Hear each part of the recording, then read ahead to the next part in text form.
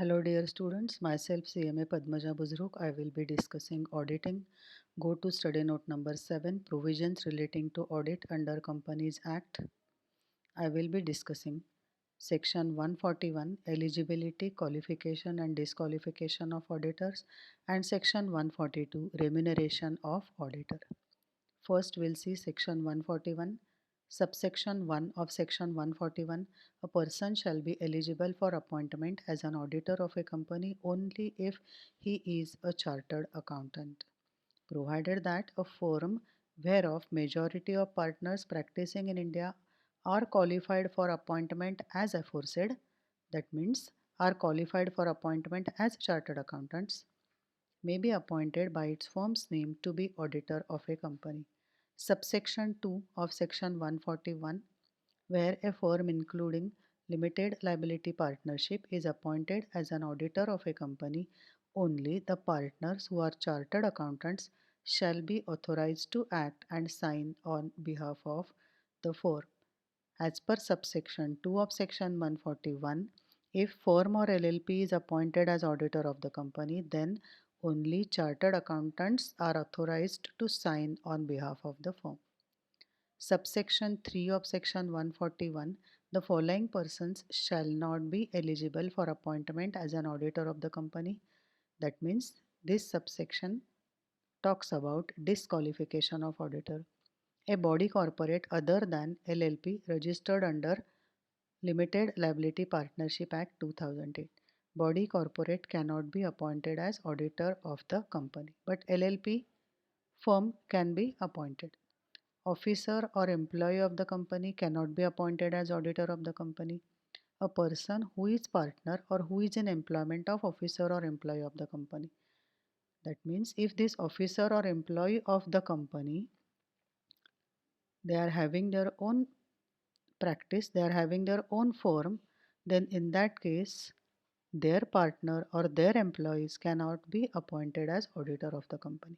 A person who or whose relative or partner is holding any security of or interest in the company or its subsidiary or of its holding or associate company or subsidiary of holding company, provided that the relative may hold security or interest in the company of the face value not exceeding 1 lakh rupees or such sum prescribed in Rule 10 of Chapter 10 under the Act. So, in short, a person cannot be appointed as auditor of the company if he is having or holding any security or interest in the company, or if his relative or if his partner is holding any security or interest in the company. Not only in that company, but if that person, his relative or partner, they are having interest or holding security in that company as well as in the company which is holding company, in the company which is subsidiary company of this company, associate company, or subsidiary of holding company, then also that person or his relative or partner who is having this interest, person cannot be appointed as auditor of the company. For example, this is company X. Company X wants to appoint a person as an auditor. But if a chartered accountant is having shares in the company X, he cannot be appointed as auditor of this company. Now, company X is subsidiary company of any holding company, and if this chartered accountant is holding shares of this X company's holding company or X company's subsidiary company or X company's associate company or X company's holding company, some other subsidiary company, then in that case that person cannot be appointed as auditor of the company. But in case of his relatives and persons, if they are having interest or securities whose value is lesser than 1 lakh, then in that case that person can be appointed as auditor of the company.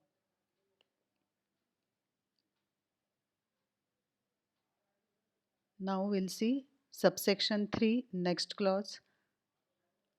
A person who or whose relative or partner is indebted to the company or subsidiary or its holding or associate company or subsidiary of holding company in excess of such amount as prescribed in Rule 10 of Chapter 10 under the Act.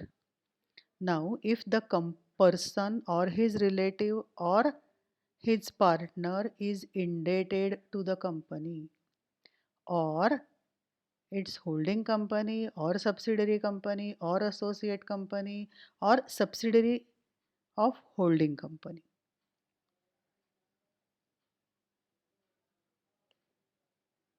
So if he is indebted or his relative is indebted or partner is indebted to any of these companies which is prescribed in Rule 10 of Chapter 10, then also he cannot be appointed as auditor of the company.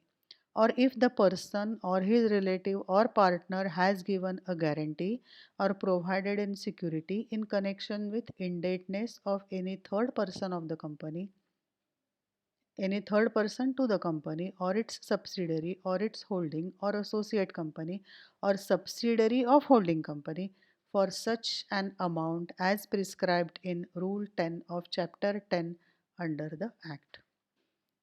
A person or firm who, whether directly or indirectly, has business relationship with the company or its subsidiary or its holding or associate company or subsidiary of such holding company or associate company of such nature as prescribed in Rule 10 of Chapter 10 under the Act.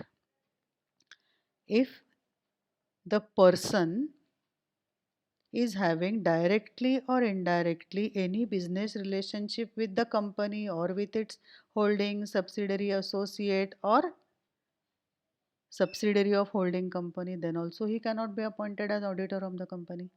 A person whose relative is a director or in the employment of company as a director or key managerial personnel.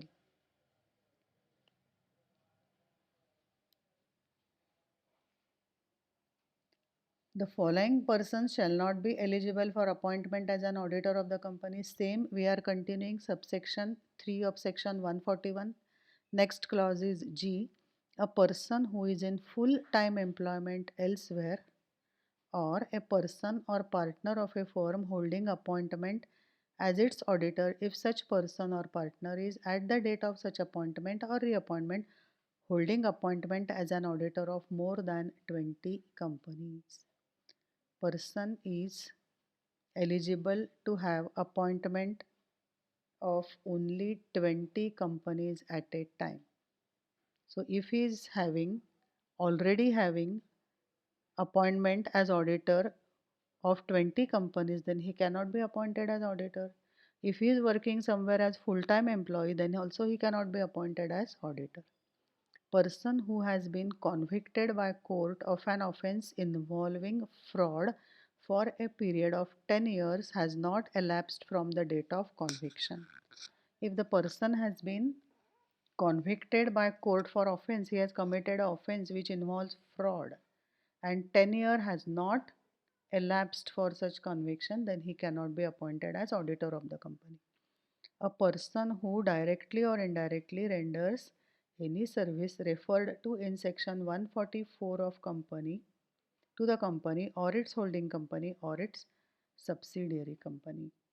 Supposing a person is rendering services directly or indirectly which are given in section 144 to that company or holding company or subsidiary company, then he cannot be appointed as auditor of the company. Explanation. For the purpose of this clause, the term directly or indirectly shall have the meaning assigned to it in the explanation to section 144, where a person appointed as an auditor of a company incurs any of the disqualification mentioned in subsection 3 after his appointment, he shall vacate his office as such auditor, and such vacation shall be deemed to be casual vacancy in the office of the auditor. So if he becomes disqualified after his appointment, he has to immediately vacate the office and it will be treated as casual vacancy in the office of the auditor. Now we'll see Rule 10, disqualification of auditor. For the purpose of this proviso to subclause 1 of clause D of subsection 3 of section 141, a relative of auditor may hold securities in the company of the face value not exceeding rupees 1 lakh, provided that the condition under this sub rule shall, wherever relevant, be also applicable in case of a company not having share capital or other securities. Provided further that in the event of acquiring any security or interest by relative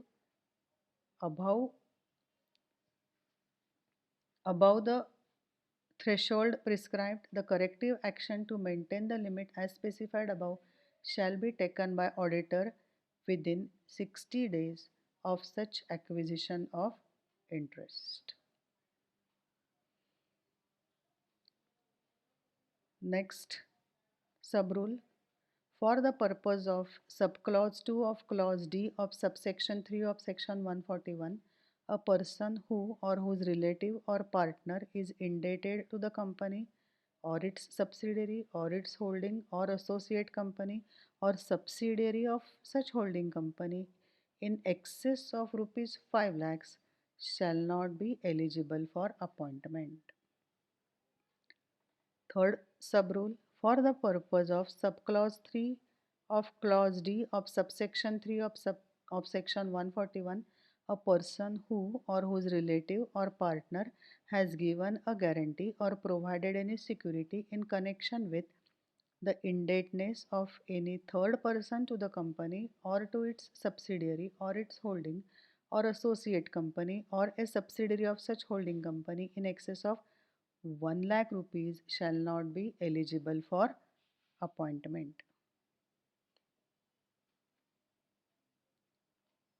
Fourth, for the purpose of clause E of subsection 3 of section 141, the term business relationship shall be construed as any transaction entered into for commercial purpose except commercial transactions which are in the nature of professional services permitted to be rendered by an auditor or audit firm under the Act and the Chartered Accountants Act 1949 and the rules or regulations made under those acts. Commercial transactions which are in the ordinary course of business of the company at arm's length price like sale of product or services to the auditor as customer in the ordinary course of business by companies engaged in the business of telecommunications, airlines, hospitals, hotels, and such other similar businesses. Now we'll see section 142, remuneration of auditors. Subsection 1 of section 142. The remuneration of the auditor of a company shall be fixed in its general meeting or in such manner as may be determined therein, provided that the board may fix remuneration of first auditors appointed by it. Remuneration of first auditor is fixed by board of directors, whereas remuneration of subsequent auditors is fixed by members in general meeting. The remuneration subsection 2, the remuneration under subsection 1 shall, in addition to the fee payable to an auditor, include the expenses, if any, incurred by the auditor in connection with audit of the company and any facility extended to him, but does not include any remuneration paid to him for any other services rendered by him at the request of the company. So remuneration is in addition to fees which are he is liable for the fees. It also includes expenses and in which are connected incurred by the auditor in connection with the audit, but it does not include remuneration paid to him for other services which he has rendered at the request of the company.